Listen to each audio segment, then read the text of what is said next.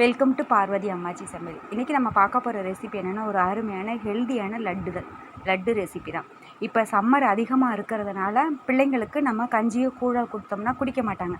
அப்படி இருக்கிறப்ப நம்ம இந்த மாதிரி லட்டாக செஞ்சு கொடுக்கும்பொழுது உடலுக்கு குளிர்ச்சியாகவும் இருக்கும், நல்லா ஹெல்த்தியாக ஃபுட்டு சாப்பிட்ட மாதிரி இருக்கும். வாங்க வீடியோக்குள்ளே போவோம். இந்த ஹெல்தி லட்டு ரெசிபி எப்படி செய்யுதுன்னு பார்ப்போம். இதுக்கு முதல்ல ஒரு 2 கப்பு கம்பு மாவு எடுத்துக்கோங்க. இது கொஞ்சம் உங்களுக்கு ரவை பதத்தில் இருந்துச்சுன்னா அதை வந்து லேசாக மிக்சியில் ஒரு ஓட்டிட்டு அதுக்கப்புறம் 2 நிமிஷம் வெறும் வாணலியில் போட்டு வறுத்துக்கோங்க. ஒரு 2 நிமிஷம் வறுத்தா போதும். இது நான் கடையில் வாங்கின மாவு தான். மிக்சியில் ஒரு 2 திருப்பி எடுத்திருக்கேன். கொஞ்சம் குறன்னு இருந்துச்சு, கஞ்சி மாவு பதத்துக்கு இருக்கிற மாதிரி தான் இருந்துச்சு. அதை நான் 2 திருப்பி எடுத்திருக்கேன். திருப்பி எடுத்துட்டோம்னா கொஞ்சம் நல்லா நைஸாக பவுடராக வந்துடும். உங்களுக்கு ரவை பதத்தில் இருக்கிறது கொஞ்சம் நல்லா பவுடராக வந்துடும். ஒரு 2 நிமிஷம் வாசனை வர்ற அளவுக்கு வறுத்து எடுத்துக்கிட்டு ஒரு பவுலில் கொட்டிடுங்க. சூடு வந்து அந்த வாசனை உங்களுக்கு தெரியும், கம்பு வாசனை மாவு நல்லா ஜம்முன்னு அடிக்கும் உங்களுக்கு. அதை ஒரு பவுலில் கொட்டிடுங்க. கொட்டிட்டு இந்த மாவுக்கு தக்கன ஒரு 2 பிஞ்சு உப்பு போட்டுக்கோங்க. உப்பு போட்டுட்டு கொஞ்சோண்டு இலம் வெது சூடாக தண்ணியை கொதிக்க வச்சுக்கோங்க. ரொம்ப கொதிக்க விட்டுறாதீங்க, வெதுன்னு இருந்தால் போதும். கம்பு மாவு சூடாக இருக்கும்ல, அதனால் வெது தண்ணியை ஊற்றினாலே கரெக்டாக இருக்கும். உங்களுக்கு கையில் கிளற முடியாது, சூடாக இருக்கும். அதனால் பார்த்து ஸ்பூன் வச்சு நல்லா கலந்து கொடுங்க. கலந்து கொடுத்து உங்களுக்கு கையில் பிடிச்சோம்னா பிடிக்கிற பதம் வரணும். அந்த அளவுக்கு நல்லா கிளறுனா போதும். கையில் இப்படி பிடிச்சோம்னா பிடிக்கிற பதம் வரணும், உதுந்துடணும்.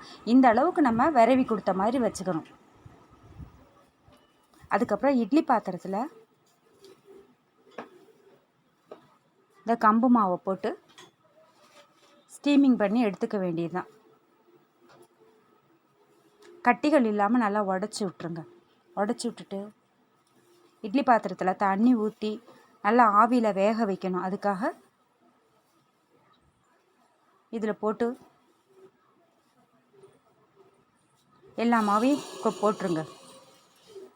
போட்டுட்டு நான் 2 கப்பு கம்பு மாவுக்கு 1 கப்பு தேங்காய் எடுத்திருக்கேன், துருவின தேங்காய். அதையும் சேர்த்து வேக வச்சுருங்க. ஏன்னா வேக வச்சு செய்யும் பொழுது உங்களுக்கு 2 நாள் 3 நாளைக்கு கூட இந்த லட்டு கெடாமல் இருக்கும். அதுக்காக தான் நம்ம இப்படி செய்யறது. நல்லா வேகட்டும். ஒரு 10லேருந்து 20 நிமிஷம் கூட நல்லா வேகட்டும். ஏன்னா கம்பு மாவு வெந்தால் தான் உங்களுக்கு நல்லது. இல்லாட்டி வயிற்றில் வந்து செரிமான கோளாறு உண்டு பண்ணிடும். அதனால் நல்லா வேகட்டும். இப்படி உருட்டி பார்த்தீங்கன்னா உருட்டுற பதம் வரணும். இந்த அளவுக்கு உருட்டுற பதம் வரணும். ஒரு 10லேருந்து 20 நிமிஷம் நல்லா வெந்து கொடுக்கட்டும். அதுக்கப்புறம் எடுத்து ஒரு பவுலில் கொட்டிடுங்க. பவுலில் கொட்டிட்டு அது சூடோடு இருக்கும்போதே இதில் ஒரு 3/4 கப்பு நாட்டு சக்கரை சேர்த்துக்கோங்க. இது அளவான தித்திப்பாக இருக்கும். இன்னும் உங்களுக்கு தித்திப்பு சேர்த்து சாப்பிட்றவங்களா இருந்தால் 1 கப்பு கூட நீங்கள் சேர்த்துக்கலாம். இது 3/4 கப்பே நல்லாயிருக்கும் உங்களுக்கு. நாட்டு சர்க்கரையை சேர்த்து அந்த சூட்டோடையே கலந்து கொடுத்துட்டிங்கன்னா நல்லா வந்து உங்களுக்கு அந்த சூடுலேயே வந்து அந்த நாட்டு சர்க்கரை இலக்கம் கொடுத்து நல்லா ஒன்றோட ஒன்று நல்லா கலந்துரும். லட்டு பிடிக்கிற பதம் வந்துடும்.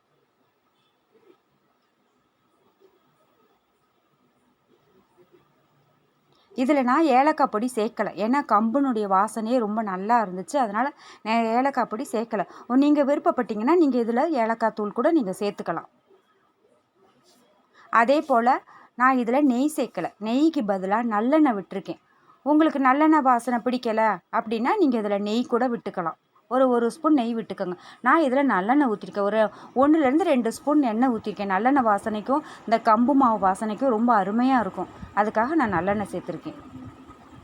ஏன்னா கம்பும் குளிர்ச்சி, நல்லெண்ணெயும் உங்களுக்கு உடம்புக்கு குளிர்ச்சி. அதுக்காக தான் வந்து நான் நல்லெண்ணெய் சேர்த்துருக்கேன். நல்லா ஒன்றா மிக்ஸ் பண்ணிவிட்டு நமக்கு வேணுன்ற விருப்பத்துக்கு லட்டை பிடிச்சிட வேண்டியதுதான்.